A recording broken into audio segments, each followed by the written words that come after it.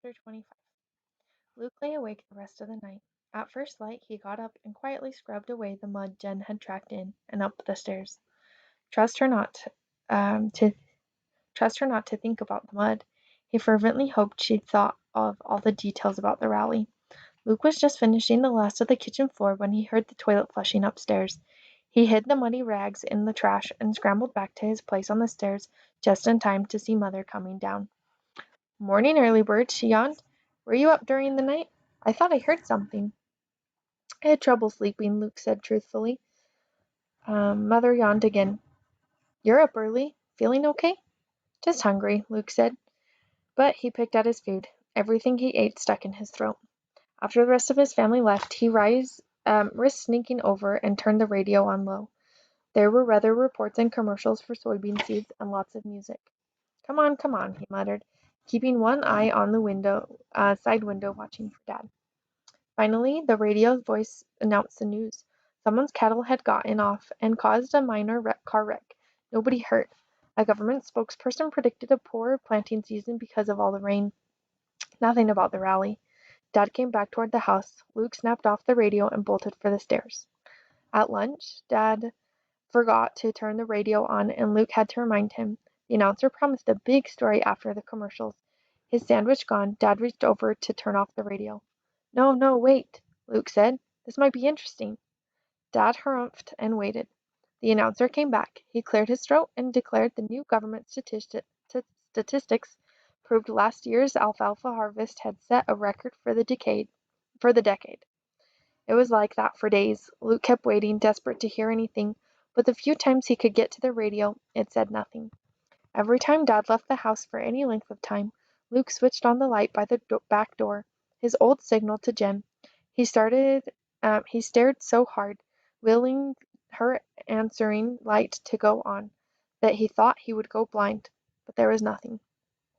He took to watching her house as obsessively as he had when he had first discovered her existence. There was no sight of her. The rest of her family came and went as usual. Did they look sadder, happy, worried, at peace? From a distance he couldn't tell. He was so desperate he asked Mother if she thought about going over to visit the new neighbors, to welcome them to the area. She looked at him as if he were deranged. "They've been there for months. They're hardly new any more, and they're barrens," she said. She laughed in the way that she didn't hide her bitterness. "Believe me, they don't want us visiting." And what was she supposed to say? "Nice to meet you. Now tell me about your child you never talk about." After a week, Luke did feel deranged. Every time anyone spoke to him, he jumped. Mother asked him, "Are you all right?" So many times. He took to avoiding her, but he couldn't just sit in the attic waiting. He paced. He fidgeted. He chewed his fingernails. He came up with a plan. Chapter 26. Finally, a week and a half after the rally, a day dawned that was so clear and dry. Luke knew Dad would be in the fields all day. Without hope, he turned on the light by the back door. After 5 minutes without a response, he turned it off and quietly slipped out the door. The cool air was a jolt, and for the briefest time he paused. This was more dangerous than ever. "But I have to know," he muttered fiercely, and crept alongside the barn before making his dash to Jen's house. He had ripped the screen and break the pane of one of the Talbots' windows, which he felt bad about, but it didn't matter. If Jen was there, she could think of an excuse, and if she wasn't, he'd never be back to the Talbots again.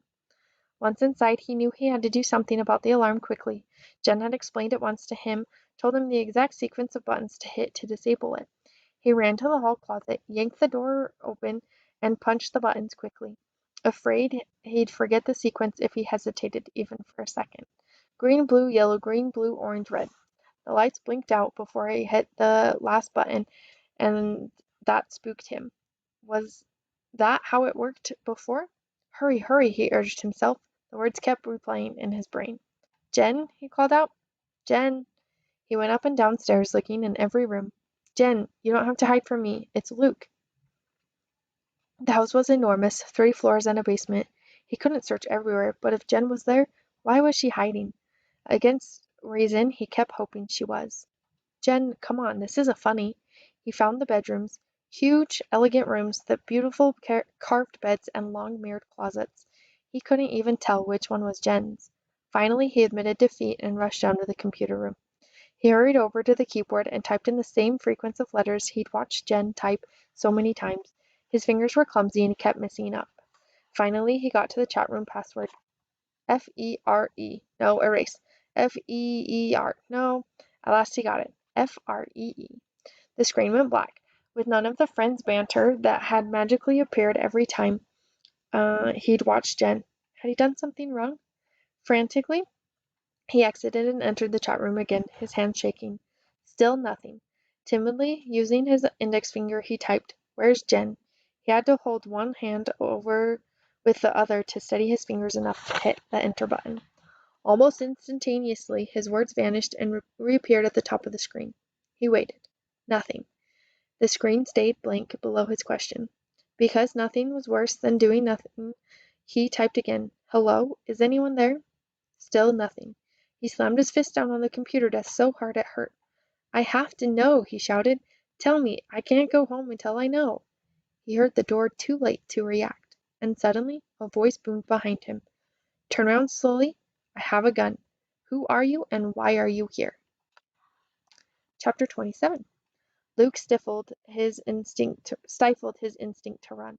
He turned around as slowly as he could. Guns had been outlawed for anyone but government officials long before he was born, but he recognized the object pointed at him from a book in Dad's description. Dad had always talked about hunting rifles and shotguns, big guns to bring down deer or wolves. This gun was smaller, meant to kill humans. All that flashed through Luke's mind before he looked beyond the gun to the man holding it. He was tall and fleshy, his expensive clothing only partially hiding his bulk. Luke had seen him only from a distance before. "You're Jen's dad," he said. "I didn't ask who I was," the man snapped. "Who are you?" Luke exhaled slowly. "A friend of Jen's," he said cautiously. Only because he was watching very, very closely did he see the man lower the gun by a fraction of an inch. "Please," Luke said. "I just want to know where she is." This time the man clearly relaxed his gun hand. He circled around behind Luke and snapped off the computer. "Jen says you have to park the hard drive before you do that," Luke says. "How do you know about Jen?" the man asked. His eyes narrowed. Luke blinked. The man was bargaining, he realized, offering to negotiate. He wanted something from Luke before he would tell Luke anything about Jen. But what? "I'm a third child, too," Luke said finally. The man's expression didn't change, but Luke thought he saw a flicker of interest in his eyes. "I'm a neighbor. I found out about her, and I started coming over when I could." How did you know she was here?" the man said. "I saw—" Luke didn't want to get her in trouble. "I saw lights when I knew everyone was gone, I guessed. I really wanted there to be another third child for me to meet." "So Jen was careless," the man said, with an edge to his voice that Luke didn't understand. "No," Luke said uncertainly. "I was observant." The man nodded, only to accept Luke's answer. Then he sat down in a chair by the computer desk and rested the gun on his leg. Luke took that as a sign that the conversation might last long enough for him to find out something. "Did Jen teach you how to disable our alarm system?" the man asked. Luke saw no point in lying. "Yes, but I must have screwed up since you came." "No," the man said. "If you screwed up, the security guards would have come. But I have it set so I'm automatically notified if the system shut down while I'm away.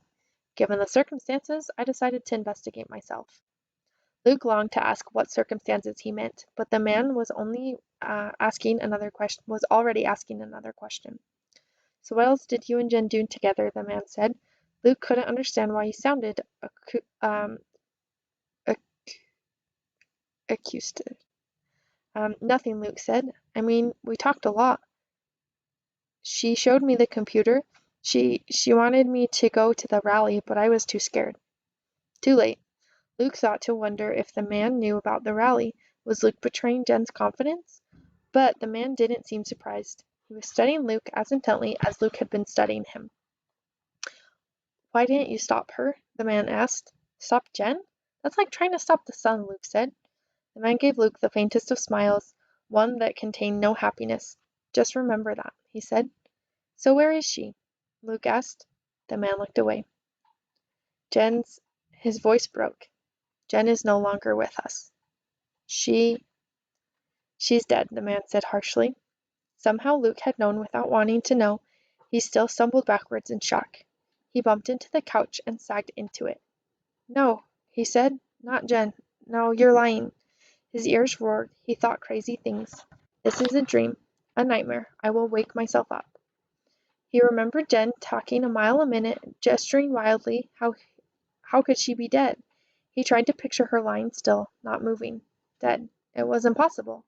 The man was shaking his head helplessly. I'd give anything to have her back, he whispered. But it's true. I saw. They gave us the body. Special privilege for the government officials. His voice was so bitter Luke could barely listen. And we couldn't even bury her in the family plot. Couldn't take a bereavement day off work. Couldn't tell anyone why we're going around with red eyes and aching hearts. No, we just had to pretend to be the same old family of four we'd always been. How? Luke said. How did she die? He was thinking if the car had wrecked, it wouldn't be so bad. So maybe if it had nothing to do with the rally, maybe she had gotten really sick. They shot her, Jen's father said. They shot all of them. All 40 kids at the rally, gunned down right in front of the president's house. The blood flowed into the rose bushes, but they had the sidewalk scrubbed before the tourists came, so nobody would know. Luke started shaking his head. No, and couldn't stop. But Jen said there'd be too many people to shoot. She said there'd be 1,000, Luke protested, as if Jen's word could change what he was hearing. Our Jen had too much faith in the bravery of her fellow hidden, Jen's father said. Luke flinched. I told her I couldn't go, he said. I told her, it's not my fault. No, Jen's dad said quietly, and you couldn't have stopped her. It's not your fault. There are plenty of other people who deserve the blame. They probably would have shot 1,000 or 15,000. They don't care. His face twisted. Luke thought he had never seen such pain, not even the time Matthew dropped a sledgehammer on his foot. Tears began to spill down Jen's father's face. What I don't understand is, why did she do this children's crusade? She wasn't stupid. We'd been warning her about the population police all her life. Did she really think the rally would work? He said. Yes, Luke assured him.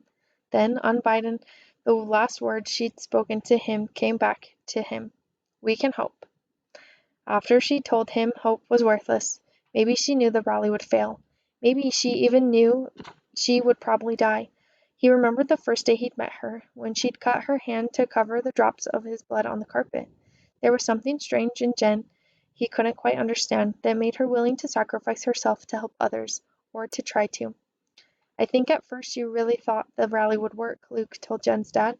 And then, even when she wasn't sure, she still had to go. She couldn't call it off. Why? Jen's dad asked. He was sobbing. Did she want to die? No, Luke said. She wanted to live. Not die, not hide, live. The words played over and over again in his brain. Not hide, live. Not hide, live. As long as he held on to them, he felt like Jen was there. She'd just left the room for a minute to go get potato chips. Maybe soon she'd be back to lecture him again about how they deserved a better life than hiding. He could believe it was her voice echoing in his ear. But if he let go, let the words stop for a minute, he was lost. He felt the whole world was spinning away from him, and he was alone. He wanted to cry out, Jen, come back, as if she could hear him and stop the spinning and come to him. As if the great distance, Luke heard Jen's father heave a sigh and blow his nose in a businesslike way. You may not be ready to hear this, he said, but... Dizzily, Luke raised his head and listened half-heartedly. When you logged into the chat room, Jen's father said, a buzzard went off in a room in the population police headquarters. They're monitoring the chat room very closely. They found it after the rally. I've managed to cover up things about Jen, but they'll trace your message back to our computer. The population police are backlogged right now, following leads from the rally, so I should have a day or two to come up with a plausible sounding explanation. But if they investigate too closely, you may be in danger. More than usual? Luke said sarcastically. Jen's dad took the question seriously. Yes, they will begin actively looking for you. They'll search every house around this one. It won't take them long to find you. A chill ran down Luke's spine. So he would die, just like Jen. Or not like her. She had gone bravely. He would be caught like a mouse in a hole. But if you let me, Jen's dad continued, I can get you a fake ID. You can be miles away when they come looking. You would do that for me? Luke asked. Why? Because of Jen. But how? I have connections. You see, Jen's dad hesitated. I work for the population police.